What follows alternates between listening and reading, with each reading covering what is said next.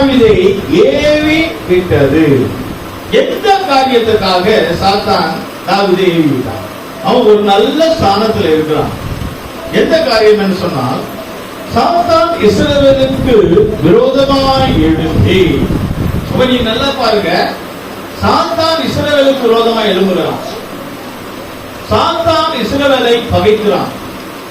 சாத்தான் இஸ்ரவேலுக்கு விரோதமாய் பேசுகிறான். அந்த ஆவிதான் இப்போ இந்த கடைசி காலத்தில் இருக்கு. சாத்தான் இஸ்ரவேலுக்கு விரோதமாய் எழுப்புகிறது போல நம்முடைய தேசத்திற்கும் சாத்தான் விரோதமாய் எழுப்பி கிரியை செய்கிறான். நம்முடைய தமிழ்நாட்டுக்கு விரோதமாய் எழுப்பி சாத்தான் கிரியை செய்கிறான்.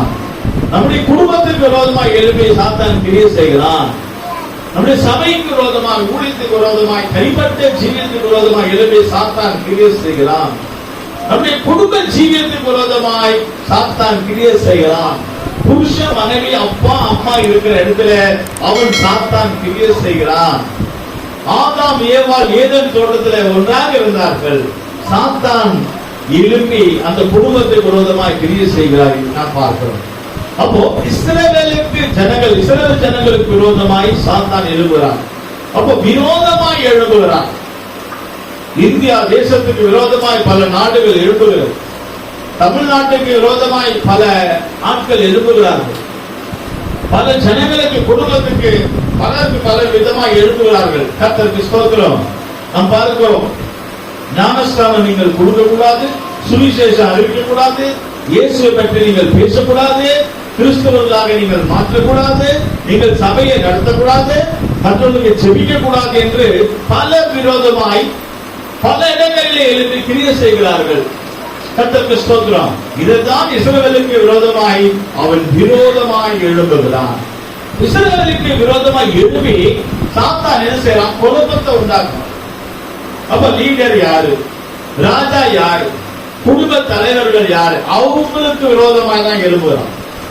அப்போ இஸ்ரவேலிலே அப்ப ராஜா, அப்புறம் பெரிய ஸ்தானத்துல யாருன்னா தாவீது. முதல் இஸ்ரவேலுக்கு விரோதமா எழும்புறான். அதுக்கப்புறம் இஸ்ரவேல் இருக்கிற ராஜாவை தூண்டி விடுகிறான். தமிழ்நாட்டை நாசம் பண்ணும்படியாக, தமிழ் ஜனங்களை நாசம் பண்ணும்படியாய், தமிழ்நாட்டில் இருக்கிற எத்தனையோ சபைகள் தேவனை ஆராதித்து கொண்டிருக்கிறார்கள், அதையெல்லாம் நாசம் பண்ணும்படியாய் சாத்தான் சிலரை ஏவி விடுகிறான்.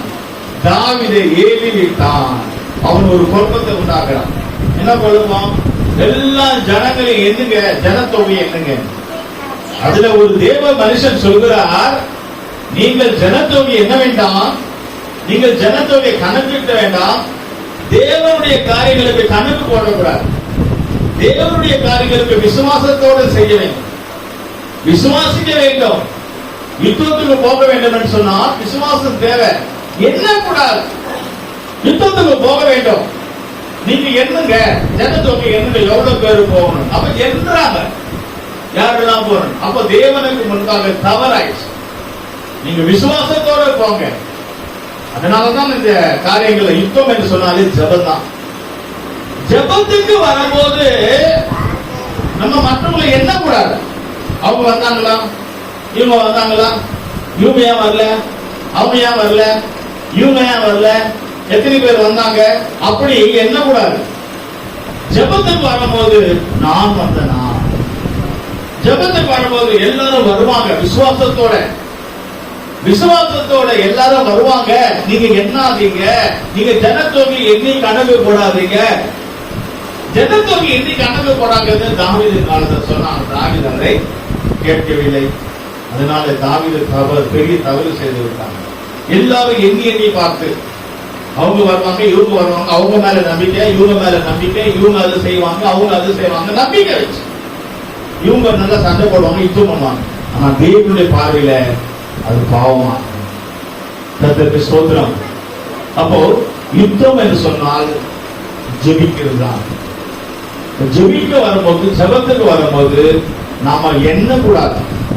எத்தனை பேர் போறாங்க, அவங்க வராங்க, இவங்க வராங்க, யார் வராங்க, அவங்க ஏன் வரல, இவங்க ஏன் வரல, யார் எப்ப வந்தா, நமக்கு நான் வந்தனா, நான் வந்தனா, என் குடும்பம் வந்துச்சா, நான் என் வீட்டுல இருக்கிறவங்களாம் வந்தாங்களா, நானும் என் குடும்பமும் கர்த்தரையே சேவிப்போம், நான் வந்தனா, எங்க குடும்பம் வந்துச்சா, அவ்வளவுதான். நம்ம என்ன செய்வோம் என்னால் அங்க பிரச்சனை. அவன் தாவீது ஜனத்தோடு எண்ணினான். அப்ப தேவன் மேல ஒரு நம்பிக்கை இல்லாமதுனால தான் எண்ணினான். சில விஷயங்கள் ஆண்டவர் என்ன செய்தாலும் நமக்கு கர்த்தர் மேல ஒரு நம்பிக்கையே வராது. கர்த்தர் பேசுறாரு, நான் எனக்குதான் அது. கர்த்தர் பேசினா அது எனக்குதான், அப்படி எடுத்துக்கொள்ள வேண்டும். யாருக்கே சொல்லுகிறார், யாருக்கோ கர்த்தர் பேசுகிறார், நாம் அதை நினைக்க கூடாது. பிரியமானவர்கள், தாவீது செய்த பாவத்தை நிமித்தம் அதுடைய பரிகாரங்கள் என்னெல்லாம் சம்பவிக்கிறது என்று தெரியுமா? தாவீது அங்க செய்தான். இப்போ தாவீது என்ன செய்தான் என்று நான் பார்க்கும்போது அதே 1 நாளாகமம் 21ஆம் அதிகாரம் 8ஆம் வசனத்தில் படிக்கிறோம். இப்ப தாவீது என்ன செய்கிறார் என்று.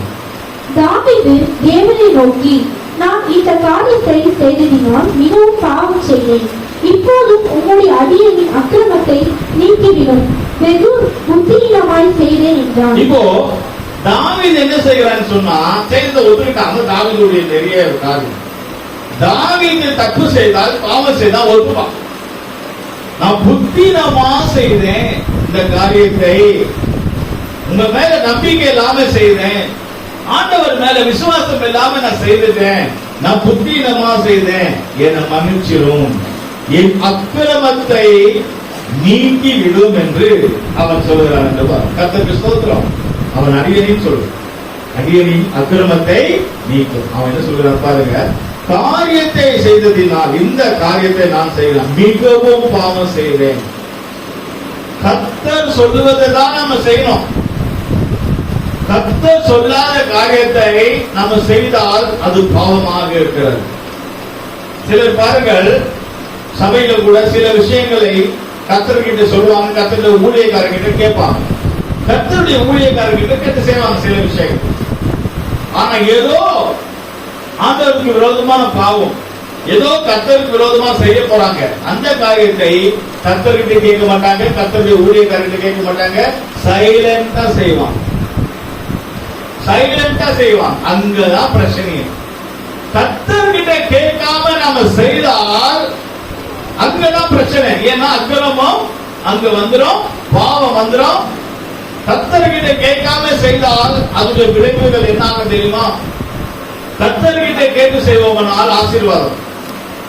கர்த்தர்கிட்ட கேட்காமல், ஊழியக்காரர்கிட்ட கேட்காம, சபையினுடைய மூவர்கிட்ட கேட்காம நம்ம சொந்த இஷ்டமாய் செய்வோம்னால் அது பாவமாய் மாறும், அது அக்கிரமமா மாறும். அந்த பாவத்துக்கும் அக்கிரமத்துக்கும் என்ன தண்டனை? என்ன தண்டனை? அதுதான் நிறைய பேர் பாருங்க, சபையில வந்துட்டே இருப்பாங்க, ஆசீர்வாதங்களை பெறுவாங்க. திடீர்னு ஒரு தவறு செய்வாங்க, சொல்லாம 2-3 வாரம் வரமாட்டாங்க, அப்படியே மறைஞ்சு போவாங்க. அவங்க நினைச்சுட்டாங்க ஆண்டவருக்கு தெரியாது, ஊழியக்காரருக்கு தெரியாது. இல்ல, நீ செய்த பாவம் அக்கிரமம் அங்க போயிடுச்சு. அதனுடைய விளைவு, நீ செய்த பாவத்தினுடைய விளைவு உன்னை தேடி வரும். தாவீது செய்த பாவம் தாவீதை தேடி வந்துச்சு.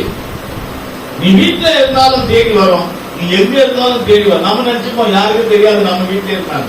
உன் வீட்டை தேடி வரும். என்ன வரும்? தண்டனை வரும். கர்த்தருக்கு ஸ்தோத்திரம். அருமையானவர்களே, நம்ம கவனமாக இருக்க வேண்டும். ஆண்டவருடைய சமூகத்திலே நம்ம ஏதாவது தவறுகள் செய்தால், பாவங்கள் செய்தால் தேவ சமூகத்தில் அறிக்கை செய்ய வேண்டும். நான் அக்கிரமம் செய்தேன், நான் பாவத்தை செய்தேன், என்னை மன்னியும். பாவத்தை மறைக்கிறவன் வாழ்வடை மாட்டான், அவைகளை அறிக்கை செய்து விட்டு விடுகிறவனோ இரக்கத்தை பெறுவான். அதுக்குதான் சனிக்கிழமை சுத்திகரிப்பதெல்லாம் இருக்கு. திருவிருந்து ஆராதனைக்கு முன்பாக அறிக்கை செய்யணும். ஆராதனைக்கு முன்பாக அறிக்கை செய்தால்தான் இரக்கம் பெற முடியும். நம்முடைய பாவத்தை மூடி மூடி நம்ம செய்யும் போது பாவத்திற்கு பதிலாக, அக்கிரமத்துக்கு பதிலாக தண்டனை நம்மளை தேடி வரும் என்று பார்க்கிறோம். சரி, இவர் ஒரு நல்ல ஸ்தானத்தில் இருக்கிறார், தாவீது ராஜா. இவர் இந்த பாவத்தை இவர் செய்து விட்டார். இப்ப செய்ததுனால இப்ப சம்பவித்தது என்ன தெரியுமா? ஆண்டவர் கிட்ட வந்து சொல்றார், நான் அந்த மாதிரி பண்ணிட்டேன், என்ன மன்னிச்சிரு. ஆண்டவர் மன்னிச்சாரு, ஆனாலும் நீ செய்த பாவத்துக்கு பரிகாரம் வேண்டுமே, நீ செய்த பாவத்துக்கு பரிகாரம் வேண்டுமே. அப்போ உனக்கு 3 தண்டனை கொடுக்கிறேன். தாவீது செய்த பாவம் என்ன பாவம் தெரியுமா? தேவன் கிட்ட, ஆண்டவர் கிட்ட கேட்காம சொன்ன செய்ததுதான். தான் சுயமா செய்தது, தான் சொந்த இஷ்டமா செய்தது. அவன் ராஜா நினைச்சது ஆணவத்துல செய்தது, அதிகாரத்துல செய்தது, யாருகிட்ட கேட்காத செய்தது. தாவீது சாதாரண ஒரு விசுவாசியா இருக்கும் போது, சாதாரண ஆளா இருக்கும் போது ஊழியக்காரர்கிட்ட கேட்டு கேட்டு செய்யறான். ஆனா இந்த தாவீது அபிஷேகம் பண்ணப்பட்ட ராஜாவா மாறி பதவி வந்த உடனே கர்த்தர் உயர்த்தினார், வீடு வாசல் கொடுத்தார், பணம் கொடுத்தார், அதிகாரம் கொடுத்தார், எல்லாம் கொடுத்தார். இப்போ ஜனத்தொகை என்னும் போது அவன் ஊழியக்கார பேச்சு கேட்கல, அவன் ஆண்டவர் பேச்சு கேட்கல, தான் ஆணவத்துல அதிகாரத்துல நமக்கு எல்லாம் இருக்குன்னு சொல்லி அதை செய்தான். அங்கு தவறு நடந்து விட்டது, பாவம் நடந்து விட்டது. இப்போது ஊழியக்காரன் சொல்லுகிறான், நீ செய்தது பாவம், இதை நீ செய்திருக்க கூடாது. அதனால்தான் ஒரு ஊழியக்காரன் நமக்கு தேவை. ஊழியக்காரன் நல்லதுக்கு மாத்திரமல்ல, நம்ம செய்யற கெட்டதுக்கும் ஊழியக்காரங்க நம்மள மான் பண்ணுவாங்க. ஊழியக்காரங்க நல்ல காரியத்துக்கு நம்மள பாராட்டுவாங்க, ஜெபிப்பாங்க, தப்பு செய்தா திட்டுவாங்க. பாஸ்டர் திட்டுறான்னு சொன்னால், பாஸ்டர் உனக்கு திட்டல, பாஸ்டர் உன்னை கேட்கலன்னா உன் மேல பயங்கரமான தண்டனை வந்துடும். அதுக்குதான் பாஸ்டர் கேட்கிற ஊழியக்காரன் வந்து கேட்கிற, அவர் கேட்டு அவரோட முடிஞ்சோம். கர்த்தருக்கு ஸ்தோத்திரம். சரி, ஊழியக்காரனுக்கு நீ அடங்கல, பாஸ்டருக்கு நீ அடங்கல, கர்த்தருக்கு அடங்கலன்னா நீ செய்த பாவத்துக்கு அங்க என்ன சம்பவிக்கிறது? தாவீதுக்கு 3 தண்டனை ஆண்டவர் வைக்கிறார். என்ன தண்டனை தெரியுமா? கோர்ட்டு, தேவனுடைய கோர்ட்ல இருந்து 3 தண்டனை கொடுக்கிறார். அங்கே 12ஆம் வசனத்துல படிக்கும் போது, 21ஆம் அதிகாரம் 12ஆம் வசனத்துல படிமா, 3 வருஷத்துக்கு பஞ்சமோ. ஃபர்ஸ்ட் ஒரு தண்டனை கொடுக்கிறாரு. நீ செய்த தவறுக்கு உன் தேசத்துல 3 வருஷம் பஞ்சம், சாப்பாடு கிடைக்காது, தண்ணி கிடைக்காது, ரேஷன் கிடைக்காது, நீ பஞ்சத்தினால பசினால சாவா. எத்தனை? 3 வருஷம். அது முதல் தண்டனை. அல்லது உன் பகைஞரின் பட்டயம் உன்னை பின்தொடர நீ உன் சத்துருக்களுக்கு முன்பாக முறித்தோடி போக செய்யும் 3 மாத சங்காரமோ. இரண்டாவது தண்டனை, உன் பகைஞர் சத்துரு, உன் சத்துரு உனக்கு விரோதமா இருக்கிறவன் பட்டயத்தை எடுத்துட்டு வருவான் உன்னை வெட்டுறதுக்கு. உன்னை ஓட ஓட வெட்டுவான். உன் சத்துரு உன்னை வெட்டுவான். உன் சத்துரு உனக்கு விரோதமா வருவான், உன் உயிரை எடுப்பான், உன் தொண்டையை பிடிப்பான், உனக்கு பிரச்சனை வரும், உன்னை அடிக்க வருவாங்க, உன்னை கொல்ல வருவாங்க, உன் சத்துரு உனக்கு விரோதமா வருவான். இது இரண்டாவது தண்டனை. யாருக்கு சொல்றாரு? தாவீது சொல்றாரு. உனக்கு விரோதமா இருக்கிறவன் வருவான் உன்னை வெட்டுறதுக்கு. 3வது தண்டனை அங்க பாருங்க, கொள்ளை நோய் என்று சொல்லப்பட்ட 3வது படி. அல்லது 3 நாள் கர்த்தருடைய தூதன் இஸ்ரவேலுடைய எல்லையெங்கும் சங்காரம் உண்டாகும்படி தேசத்தில் நிற்கும் கர்த்தருடைய பட்டயமாகிய கொள்ளை நோயோ. கொள்ளை நோயும் வரும். 3வது தண்டனைனா கொள்ளை நோய். கர்த்தருக்கு ஸ்தோத்திரம். 3 தண்டனை வைக்கிறார் கோர்ட்டு. ஆண்டவருடைய கோர்ட்ல இருந்து பாவம் செய்தவங்களுக்கு, தப்பு பண்ணவங்களுக்கு 3 தண்டனை வைக்கிறாரு. 1 பஞ்சம், ஜனங்கள் எல்லாம் சாவாங்க. 2வது உனக்கு விரோதமா இருக்கிற சத்துருனை கொல்ல வருவான். உனக்கு விரோதமா இருக்கிற சத்துருனை கொல்ல வருவான். அவன் உன்னை வெட்டுவான், அவனை சாவடிப்பான், உன்னை துணிக்க துணிக்க வெட்டுவான். அது 2வது தண்டனை. 3வது தண்டனை கொள்ளை நோய். இந்த கொரோனா வந்துச்சு இல்லையா, எய்ட்ஸ் வந்துச்சு இல்லையா, அந்த மாதிரி கொள்ளை நோய் 3வது வரும். உனக்கு என்ன தண்டனை வேணும்? கர்த்தர் வச்சார். நான் உனக்கு தருவேன்னு சொல்லல, 3 தண்டனை இருக்கு. நீ செய்த பாவத்துக்கு உனக்கு என்ன வேணுமோ நீ எடுத்துக்கோ. இப்ப என்ன செய்தான்? கேட்காத கொள்ளாத அவன் செய்ததுனால, அவன் தப்பு பண்ணதுனால, ஆண்டவரை நம்பாம இருந்ததுனால, ஆண்டவரை அவன் விசுவாசிக்காம இருந்ததுனால, அவன் செய்த பாவத்துக்கு 3 தண்டனை. என்ன தண்டனை அவன் எடுத்துக்கொண்டான்? சொல்லுங்க, நீங்க சொல்லுங்க, என்ன 3 தண்டனை? 1 பஞ்சம், சாப்பாடு எல்லாம் கிடைக்காது, சாவர பசியில. 2வது ஒரே சண்டை, ரவுடி கும்பல் கொஞ்சம் கொஞ்சமா 5 பேர் வராங்க, வெட்டுறாங்க, குடுறாங்க. அப்போ அப்படி இல்ல, ஒரு ஊரே வரும், பாளையமா வந்து 50,000 பேர் வெட்டி போடுவான், 10,000 பேர் வெட்டி போடுவான். உன் சத்துரு உன்னை வெட்டி போடுவான், உயிர் எடுப்பான். 2வது எந்த நேரத்துல வரும். 3வது கொள்ளை நோய். நோயினாலே நீ சாவுக. இந்த 3 தண்டனை. உனக்கு என்ன தண்டனை வேணும்? தாவீதுக்கு என்ன தண்டனை? அவன் தேவன் கொடுக்கல, தேவன் வச்சுட்டாரு. ஏன்னா அவர் எனக்கு கொடுத்துட்டாரு நம்ம குறை சொல்லுவோம்ல, ஆண்டவர் என்ன அதை பண்ணிட்டாரு இதை பண்ணிட்டாருன்னு 3 வச்சிட்டாரு. உனக்கு என்ன வேணுமோ நீ எடுத்துக்கோ. சரி, தாவீது என்ன எடுத்தான்? இப்போ தாவீது என்ன எடுத்தான் தெரியலையா? கொள்ளை நோய். தாவீது என்ன எடுத்தான்? கொள்ளை நோய் எடுத்தான். அதான் அங்க 14ஆம் வசனத்துல படிக்கிறோம். ஆதலால் கர்த்தர் இஸ்ரவேலிலே கொள்ளை நோயை வரப்பண்ணினார். அதனால் இஸ்ரவேலில் 70,000 பேர் மரித்தார்கள். பாத்தீங்களா? இஸ்ரவேலில் ஆண்டவர் என்ன கொடுத்தார்? தண்டனை, கொள்ளை நோயை கொடுத்தார். எத்தனை பேர் இருந்தாங்க? 70,000 பேர் இருந்தாங்க. பாருங்க, ஒருத்தர் செய்த பாவத்துல அந்த நாட்டுல இஸ்ரவேல் ஜனங்கள் மத்தியில 70,000 பேரை செத்தாங்க. எதனால? கொள்ளை நோயினால. கொரோனாவில் எவ்வளவு பேர் செத்தாங்க? அந்த மாதிரி கொள்ளை நோயை ஆண்டவர் வர பண்ணினார். அவர்கள் எல்லாரும் செத்தார்கள். இப்ப தாவீது மனம் திரும்புகிறார். தண்டனை வந்த பிற்பாடு மனம் திரும்ப கூடாது. தண்டனை கிடைக்கும் போது நம்ம மனம் திரும்புவோம். அதுக்கு முன்னாடி நம்ம ஒரு முறை மனம் திரும்பிட்டோம்னா ஆண்டவர்கிட்ட கேட்டு ஜெபம் பண்ணி தான் எந்த காரியத்தை செய்யணும். ஆண்டவர்கிட்ட கேட்டு செய்வாங்க. நீங்க பாத்தீங்கன்னா சபையில நிறைய பேர் பொண்ணு பார்க்கும்போது கேட்பாங்க, மாப்பிள்ளை பார்க்கும்போது கேட்பாங்க, என்கேஜ்மெண்ட் பண்ணும்போது கேட்பாங்க, கல்யாணம் பண்ணும்போது கேட்பாங்க, கல்யாணம் கார்டு அடிக்கும் போது கேட்பாங்க, ஊழியக்காரங்கிட்ட சாகும் போது கேட்பாங்க, செத்து பணத்தை வைக்கும் போது கேட்பாங்க. எல்லாத்துக்கும் ஊழியக்காரங்கிட்ட கேட்டு கேட்டு கேட்டு கேட்டு செய்வாங்க. அப்படி கேட்டு செய்கிறவங்களுக்கு சாபம் வராது. கேட்டு கேட்டு செய்யறவங்களுக்கு மேல என்ன வராது? சாபம் வராது. நான் சொல்லல, பைபிள் சொல்லுது.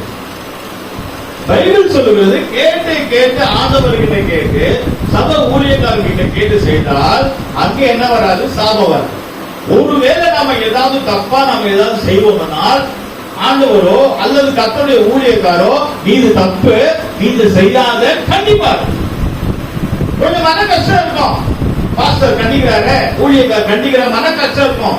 ஆனா அது உனக்கு ஆசீர்வாதமாய் மாறும். அந்த நேரம் உனக்கு கஷ்டம் இருக்கும்.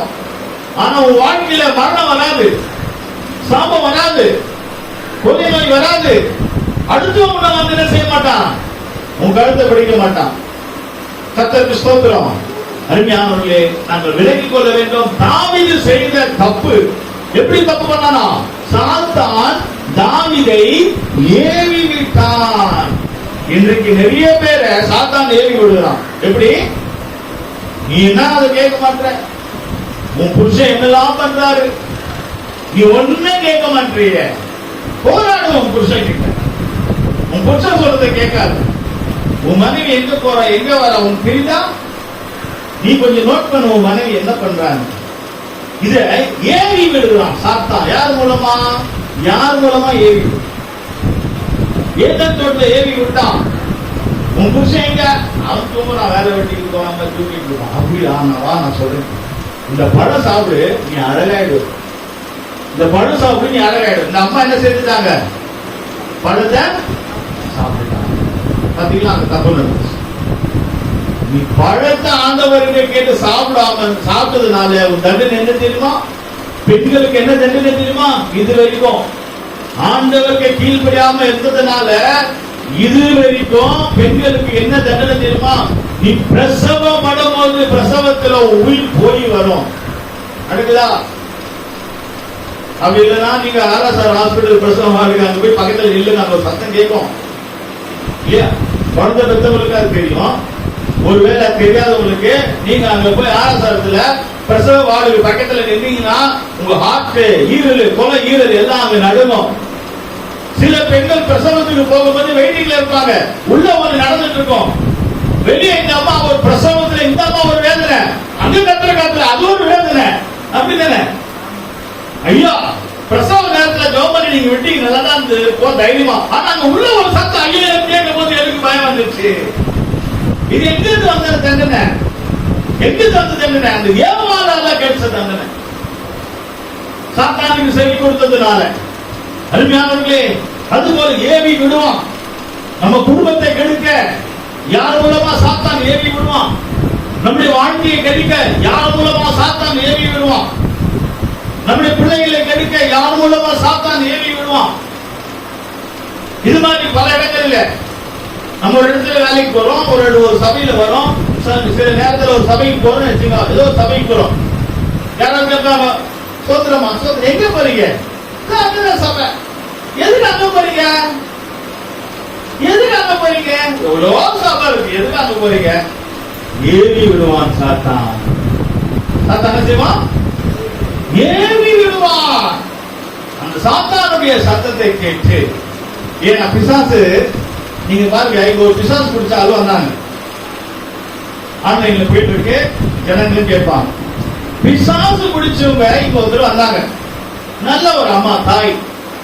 அந்த பிசாசு இங்க இருந்து சொல்லுது, ஐயோ இந்த சபைக்கு நான் தெரியாம வந்துட்டேன், எனக்கு கொண்டு போய் எங்கேயாவது ஒரு இடத்துல விட்டுருங்க, இல்ல ஒரு ஜீசஸ் கால கொண்டு போய் விடுங்க, நான் அங்கேயே விட்டுருங்க, இங்கே விடாது எரியுது இங்க, நான் இந்த சபைக்கு தெரியாம வந்துட்டேன் அப்படின்னு பிசாசு சொல்லுது.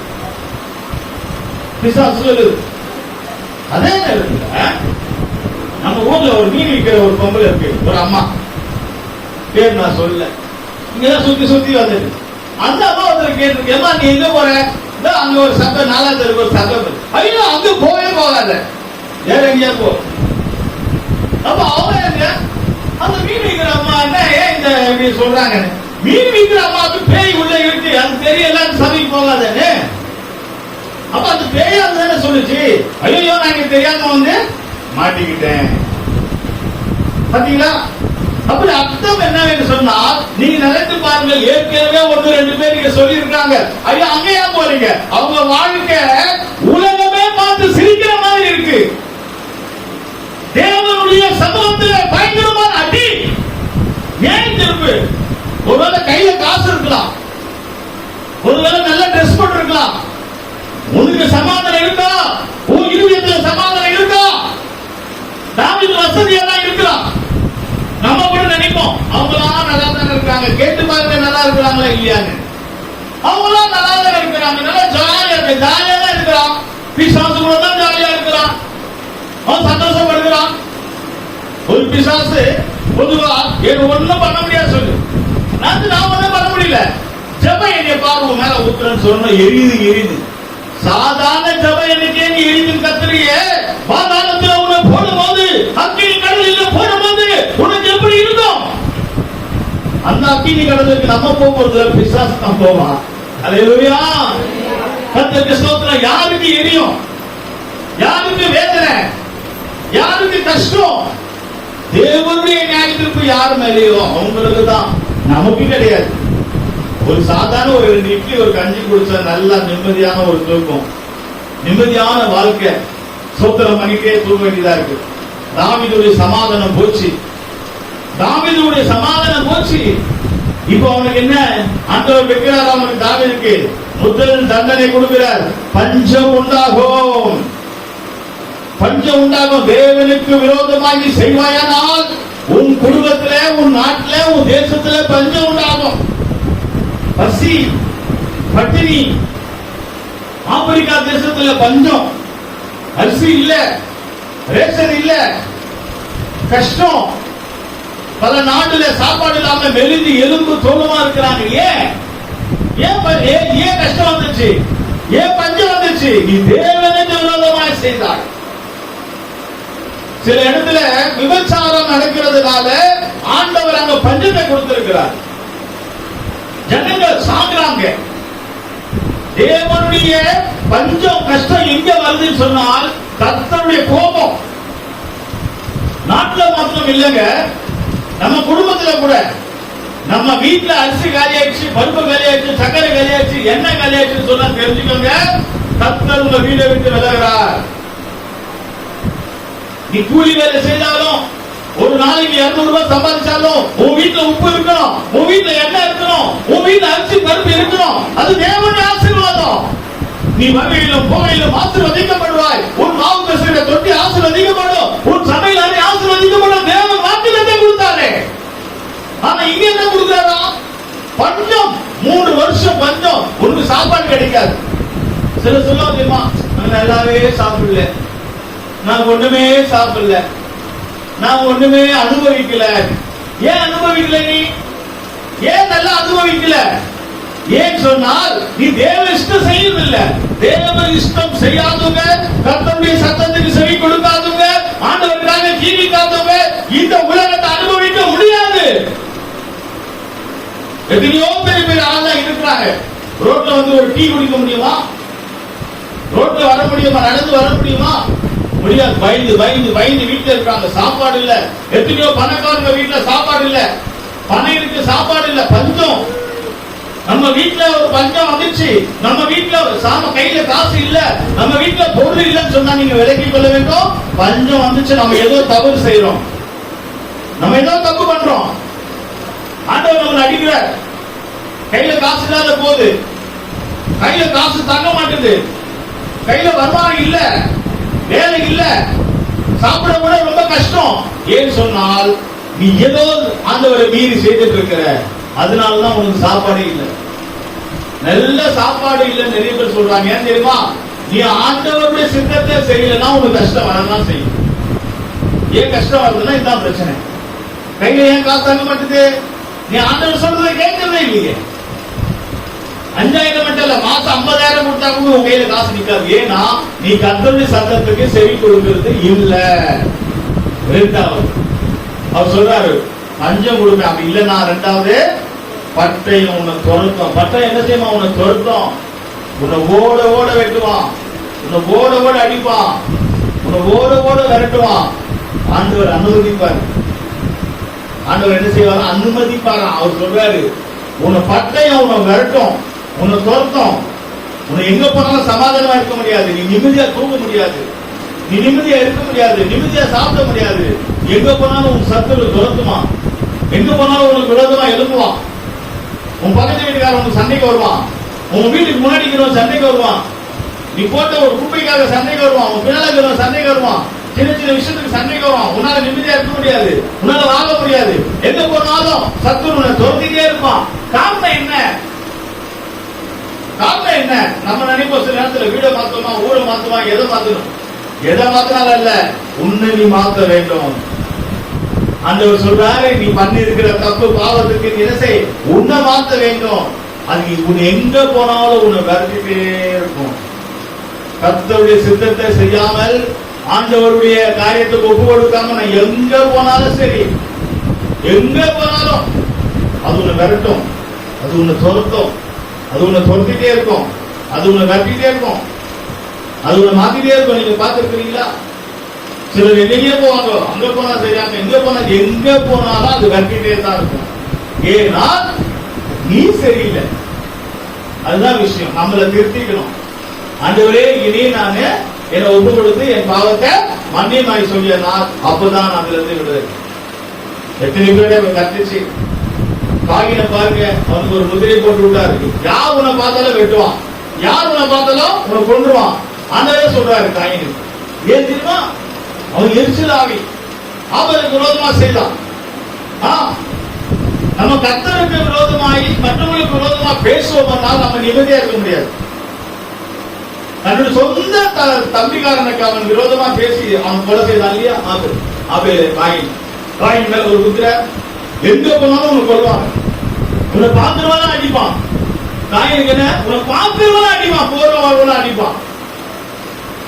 கர்த்தருக்கு ஸ்தோத்திரம். அது அருமையானவர்களே, அதுக்கு அர்த்தம் என்ன? மற்றவர்களை நம்ம கொலை சொல்லுவோம்னால், மற்றவங்களை கேவலமா பேசுவோம்னால், மற்றவங்களை நம்ம கொலை சொல்லும் போது எல்லாரும் நம்மளை பகைப்பார்கள், நமக்கு விரோதமா எல்லாரும் எழுப்புவாங்க. அதனாலதான் மற்றவங்களை கொலை சொல்லக்கூடாது, மற்றவங்களை விரோதமா கொலை சொல்லக்கூடாது. கடந்த நாட்டுல கூட இந்த உலகத்துல ஒரு மாநாட்டுல ஒரு கட்சிக்காரர் எழுப்பி எல்லாமே கொலை சொல்லிட்டான். உட்கார்ந்துட்டான். 1/2 மணி நேரத்துக்கு முடிஞ்ச எல்லாம் அவன் இப்ப எல்லாம் எழுதிட்டாங்க. நீ எப்படி சொல்லுவ? எல்லாரும் இப்ப எழுதிட்டாங்க, நீ எப்படி பேசுவ? அதுக்கு அர்த்தம் என்ன? நீ மற்றவங்களை கொலை சொன்னால் உனக்கு விரோதமா எல்லாரும் எழுப்பிடுவான். உன்னுடைய ஜீவியத்தை உன்னை ஒப்பு கொடுப்பாயனால், உன்னை நீ மாற்றிக் கொள்வாயனால் மற்றவங்க எல்லாரும் உனக்கு அனுகூலமா இருப்பாங்க, சப்போர்ட்டா இருப்பாங்க. நான் ஆட்சியில வந்தா நான் இதை செய்வேன், நீ நல்லதா சொல்லு, உனக்கு சப்போர்ட்டா இருப்பான். நீ மற்றவரை கொலை செய்துட்டு இருந்தா அவன் சரியில்லை, இவன் சரியில்லை, இவன் சரியில்லை, எல்லாரும் உனக்கு விரோதமா எழுப்புவாங்க. நம்முடைய வாழ்க்கை அதுதான் பிரியமானது. கிறிஸ்துவ ஜீவியம் என்பது ஏசப்பா கிட்ட நம்ம வந்துட்டோம். நம்ம வாயினால மற்றவங்களை குறை சொல்லி மற்றவர்களுடைய தவறுகளை மற்றவர்களுடைய பாவத்தை நம்ம சொல்லிட்டு இருப்போம்னால் நமக்கு விரோதமா எல்லாரும் எழுதி வந்துருவோம். நம்ம எங்க போனாலும் இருக்க முடியாது, சமாதானம். சில பாருங்க எங்க போனாலும் சண்டை தான். அவங்க எங்க போறாங்களோ அவங்க பிரச்சனை, அவங்க யார் வீட்டுக்கு போறாங்களோ அவங்க பிரச்சனை, அவங்க யார் வீட்டு பேசுறாங்களோ அவங்களுக்கு பிரச்சனை உண்டு. கர்த்தருக்கு ஸ்தோத்திரம். ஏன்னா இந்த காரியம். மூன்றாவதாக தாவீதுக்கு கொடுக்கப்பட்ட கொள்ளை நோய். மூன்றாவது அந்த கொள்ளை நோயை அவன் என்ன செய்தான்? எனக்கு கொள்ளை நோயை கொடுத்துருக்காண்டவரே, நான் செய்த தப்புக்கு. கொள்ளை நோய், கொள்ளை நோய் பத்தி நிறைய இருக்கு, சங்கீத 91 இருக்கு. கொள்ளை நோயும் பாவங்களும் அதுல ஒண்ணுதான் கொரோனா. பாருங்க, கொரோனாவில செத்து போனவங்கள தன் குடும்பத்தார அந்த பாடியை டெட் பாடி பார்க்கல, அரசாங்கமே மண்ணை போட்டுச்சு. கர்த்தருக்கு ஸ்தோத்திரம். யோசித்து பாருங்க, தவறு செய்து விட்டால் அதை உடனே திருத்தி ஆண்டவரிடம் நம்ம கேட்க மன்னிப்பு கேட்க வேண்டும். இல்லைனால் பயங்கரமான தண்டனை. நல்லா இருப்பாங்க, அவங்க என்ன பண்ணுவாங்க? நல்லா இருப்பாங்க, திடீர்னு ஒரு அடி விடும். அப்ப ஜனங்கள் சொல்லுவாங்க, ஆடிய ஆட்டம் என்ன, பொழுதோடு போறாங்க சுடுகாட்டுக்கு. ஜனங்கள் சொல்றாங்க இல்லையா? அப்படி அர்த்தம் என்ன? ஆடி ஆட்டம் என்ன? அடங்கிறது இல்லை. யாருக்கும் அடங்காம நாம இருப்போம்னால் ஒண்ணு நம்மளை தேடி வர கொள்ளை நோய் திடீர்னு ஒரு அட்டாக் ஆகும். அடங்கவே மாட்டாங்க. திடீர்னு பார்த்தா கை கால் வலி, திடீர்னு பார்த்தா நெஞ்சு வலி, திடீர்னு பார்த்தா அது வந்துடும். அப்போ இந்த கொள்ளை நோய் ஜனங்கள் பத்தில தேடி கொண்டிருக்கு. தாவீதுக்கு கொள்ளை நோய் வந்து எத்தனை ஆயிரம் பேர் செத்தாங்களாம்? 70,000 பேர் செத்தாங்க. சாவு வரும், நம்ம குடும்பத்துல மரணம் வரும், நம்ம குடும்பத்துல சாவு வரும். யாரால சாவு வருது? குடும்பத்துல நம்மளாலதான். நம்ம கரெக்டா இருந்தா நம்ம குடும்பத்துல சாவு வருது. தாவீது தப்பு பண்ணால், தப்பு பண்ண தாவீதை ஆண்டவர் அவன் குழந்தைய அடிச்சார். தாவீது அடிச்சிருப்பா, ஆனா அவன் திருந்த மாட்டான். அதனால குழந்தைய பிடிக்கிறாரு, திருந்துடா இப்பயாவது. அப்பா அம்மா செய்யற பாவத்துக்கு தப்புக்கு பிள்ளைகள் அடி விடும், பைபிள் சொல்லுது. அதனால நம்ம கவனமாக இருக்க வேண்டும். நம்ம பிள்ளைகள் நல்லா இருக்கணும்னா அப்பா அம்மா கவனமாக இருக்கணும். ஆண்டவர்கிட்ட மன்னிப்பு, ஆண்டவரே நான் இந்த மாதிரி தப்பு பண்ணிட்டேன், என்ன மன்னிச்சு ஆண்டவரே, அவ்வளவுதான் உங்களுக்கு அறிக்கை செய்யும். கர்த்தர் ஏதோ ஒரு சின்ன தண்டனை கொடுப்பாரு, நம்ம சுத்திகரிச்சு நம்ம என்ன செய்யலாம் போயிடும். அதனாலதான் சபையில ஒரு தப்பு செய்தோம், சபைக்கு வரல, அப்ப பாஸ்டர் என்ன பண்றாரு? இந்த மாசம் நீ திருவிருந்து எடுக்காத சொல்றாரு. சந்தோஷமா ஏற்றுக்கொள்ள வேண்டும். அடுத்த மாசம் எடுத்துக்கிறேன், பரவாயில்லையா. சில என்ன பண்ணுவாங்க, திருவிருந்து கொடுக்க மாட்டார், நான் வர மாட்டேன். போ எங்கேயா போ, உனக்கு எங்க ஏதாவது எங்க ரொட்டி பிஸ்கெட் எல்லாம் கொடுக்குறாங்களோ போய் சாப்பிடு. அப்புறம் வர உனக்கு பின்னால கொள்ளை நோய், அப்புறம் பின்னால உனக்கு பிரச்சனை வரும், அப்ப மீண்டும் ஓடிவா. நிறைய பேர் பாத்தீங்களா, இதுதான் சம்பவிக்கும். ஒரு தவறு செய்தால் ஆண்டவர் நம்மள தண்டனை கொடுத்தால், ஊழியக்காரங்க நமக்கு ஒரு சின்ன தண்டனை கொடுக்கும் போது அந்த தண்டனை சகிக்கணும். அந்த தண்டனை சகிக்கணும். நான் இந்த மாதிரி ஆண்டவருக்கு இவ்வளவு பண்ணிட்டேன், அதனால எனக்கு திருவிருந்து பாஸ்டர் கொடுக்கல, கர்த்தருக்கு ஸ்தோத்திரம், அடுத்த முறை நான் உஷாராக எடுத்துவேன். அதுதான் இந்த முறை நான் தப்பு பண்ணிட்டேன், அடுத்த முறை நான் கரெக்ட் ஆயிடுவேன். அதுதான். அப்ப என்ன இப்படி சொல்லிட்டாரு, ஆண்டவர் என்ன இதை பண்ணிட்டாரு, ஆண்டவர் ஆளை பார்த்து செய்யறாரு, அதெல்லாம் செய்தால் இதுக்கு அடுத்தது உனக்கு கொள்ளை நோய் பின்னால பிரச்சனை வரும். அதுதான் உனக்கு அடுத்தது உன் குடும்பத்துல யாரையாவது தூக்கும், உன் குடும்பத்துல யாரையாவது அடிக்கும். அந்த அடிக்காம இருக்கிறதுக்கு, உன் சாவு வராம இருக்கிறதுக்கு தான், பிரச்சனை வராம இருக்கிறதுக்கு நம்ம சரண்டர் ஆகும். நம்ம சரண்டர். ஆண்டவரே என்ன மன்னிச்சுறாங்க, என் பாவத்தை மன்னிச்சுறாங்க. அடுத்தது தாவீது எவ்வளவு அழுகுறான், ஆண்டவரே என்ன மன்னிச்சு, நான் செய்த பாவத்தை என் குடும்பத்துல ஒண்ணும் பண்ணாதீங்க. இந்த இஸ்ரவேல் ஜனங்க என்ன பண்ணாங்க, அவங்க தப்பு பண்ணல, நான் தான் தப்பு பண்ணேன், விட்டு ஆண்டவரை கெஞ்சினான், விட்டு ஆண்டவரே. அப்போ நம்ம தப்பு பண்ணா நம்ம குடும்பத்துல அடி வருது, நம்ம தப்பு பண்ணா குடும்பத்துல பிரச்சனை வருது. யோனாக்கு வந்துச்சா, தீர்ப்பு தரிசனம் சொல்லுன்னு சொன்னா அவரு போய் எங்க தர்ஷிஸுக்கு நினைவுக்கு போகாம தர்ஷிஸ்ல போய் கப்பல் வந்து படுத்துட்டாரு. கப்பல் ஆகுது, இவர் தூங்குறாரு. நம்ம நினைச்சிட்டு போ, நம்ம நல்லா வீட்டுல தூங்கலாம், சபைக்கு வராத. நம்ம நினைச்சு நீ சபைக்கு வராம உங்க வீட்டுல தூங்குறீனா உன் குடும்பம் அடுத்து ஆட ஆரம்பிப்பாங்க. கப்பல் ஆடுச்சா? ஆடுது. யாருப்பா தப்பு செய்தா, ஏன்பா கப்பல் ஆடுதுன்னு பார்த்தா இவன் சொல்ற, நான் தான் தப்பு பண்ண, என்னாலதான் கப்பல் ஆடுது. உன்னாலதான் உன் குடும்பத்துல பிரச்சனை, உன்னாலதான் உன் பிள்ளைங்களுக்கு பிரச்சனை. உன்னாலதான் மற்றவங்களுக்கு பிரச்சனை. ஏன்னா நீ சரியாக வேண்டும். கர்த்தருக்கு ஸ்தோத்திரம். அருமையானவர்களே, கடைசியாக நாம் என்ன செய்ய வேண்டிய 3 காரியங்கள் இருக்கு. நம்ம என்ன செய்ய வேண்டியதுமா, ஆண்டவரே என்று ஒப்பு கொடுத்து கடைசியாக நம்ம செய்ய வேண்டியது தெரியுமா, கர்த்தாவே பாவங்களை மன்னியும் சொல்லிட்டு நம்ம கடைசியில சரண்டர் யாருக்கிட்ட ஆக வேண்டும் என்று சொன்னால் நம்ம கர்த்தருடைய கரத்திலே சரண்டர் ஆக வேண்டும். அங்கே தாவீது சொல்லுகிறான், அவன் சொல்லிட்டான், நான் தெரியாம இந்த பாவங்களை செய்து விட்டேன்னு சொல்லிட்டு நம்ம அவங்க கிட்ட இவங்க கிட்ட நியாயம் பேசி கதை பேசி நான் ஒண்ணும் தப்பு பண்ணல, நான் ஒண்ணும் அதை செய்யல இதை செய்யல நீதி கேட்காம அவன் கடைசியா சொல்றான், நான் மனுஷன் கிட்ட போய் சொல்லாம கர்த்தர்கிட்ட அவருடைய சமூகத்துல அவருடைய கருத்தில் நம்ம விழுவோமா என்று சொல்கிறான். 21ஆம் அதிகாரம் 13ஆம் வசனம் படிக்கும். 13. அப்பொழுது தாவீது காத்தை நோக்கி, கொடி இடுக்கணில் அகப்பட்டிருக்கு, இப்போது நான் கர்த்தருடைய கையிலே விழுவேனாக. இப்பொழுது நான் கர்த்தருடைய கரத்திலே விழுவேன். நான் அங்க எங்க போய் சொல்லி நீதி வச்சுட்டு நான் ஒண்ணும் தப்பு பண்ணல, நான் ஒண்ணும் கரெக்டா இருக்கிறேன். அவங்க அதை சொன்னாங்க, அந்த ஊழியக்காரன் வந்து இத சொல்றாரு, தாவீது வந்து சொல்லலையே. தாவீது சொன்னது யார்? ஊழியக்காரன் தான், கர்த்தருடைய ஊழியக்காரன் தான். நீ தேவனுக்கு விரோதமா இந்த பாவம் செய்த உனக்கு 3 தடவை ஆண்டவர் வைக்கிறாரு.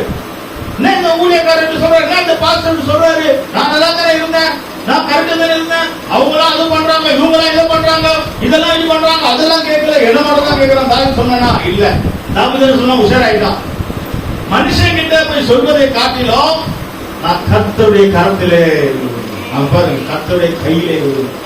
அருமையானவர்களே, நம்முடைய வாழ்க்கையில குறை இருந்தால் ஆண்டவருடைய கரத்துல விழுந்துருவோம். ஆண்டவரே என்ன பாதுகாத்துக் கொள்ளும். ஆண்டவரே பேசினார், இன்றைக்கு கையை பிடித்துக் கொண்டு என்ன நடத்துவேன் என்று சொல்லி இருக்கிறார். உங்க கையை ஆண்டவர்கிட்ட கொடுங்க, ஆண்டவர் நடத்துவார். கர்த்தருடைய கரத்துல விழுங்க. மனுஷன் கிட்ட போகாதீங்க, மனுஷன் கிட்ட சொல்லாதீங்க, மனுஷன் கிட்ட உங்க குறைய சொல்லாதீங்க. அவங்க கேட்டு உங்க காரியங்களை வெளியே சொல்லுவாங்க, உங்களை கேவலமா நினைப்பாங்க. நீங்க நினைப்பீங்க ரொம்ப ஆறுதலா இருக்கும் அவங்க கிட்ட சொன்னா. அப்படி இல்ல, உங்க கதையெல்லாம் கேட்டு அவங்க ஊரெல்லாம் தவறு அடிப்பாங்க. நீ யாருக்கிட்ட உன்னை பத்தி சொல்லாத, உன் குறைய சொல்லாத, உன் குறைய நீ யாருக்கிட்ட சொல்லாத, உன் தவறை யாருக்கிட்ட சொல்லாத. நீ கர்த்தர்கிட்ட மட்டும் நீ ஒப்புக்கொடு. மனுஷன் கிட்ட போய் நீ விடாத, மனுஷன் காத்துல போய் விடாத. இயேசுவுக்கு முன்பாக முழங்கால் படியிட்டு அவருடைய கரத்தில் உன்னை ஒப்புக்கொடு. அவர் உன்னை தூக்கி எடுப்பார். கரங்களை தட்டி ஆண்டவர் நாமத்தை மகிமைப்படுத்துவார். கண்களை மூடுவோமாக. ஆண்டவரே உடைய கரத்துல என்னை ஒப்புக் கொடுக்கிறேன். தாவீது அருமையா சொல்லுகிறார், இதோ கர்த்தருடைய கரத்துல நாம விடுவோமாக, கர்த்தருடைய கையிலே விடுவனாக. அவர் இரக்கங்கள் பெரியது. மனுஷனுடைய கையிலே விழாது இருப்பனாக. மனுஷர்கிட்ட போகாதீங்க, மனுஷர்கிட்ட போய் கஷ்டத்தை சொல்லாதீங்க. உங்க கஷ்டத்தை ஆண்டவர்கிட்ட சொல்லுங்க. நம்முடைய குறைகள் ஆண்டவர்கிட்ட சொல்லுவோமாக. கர்த்தர் நம்மளை நடத்துவார். கரம் பிடித்து நடத்துவார்.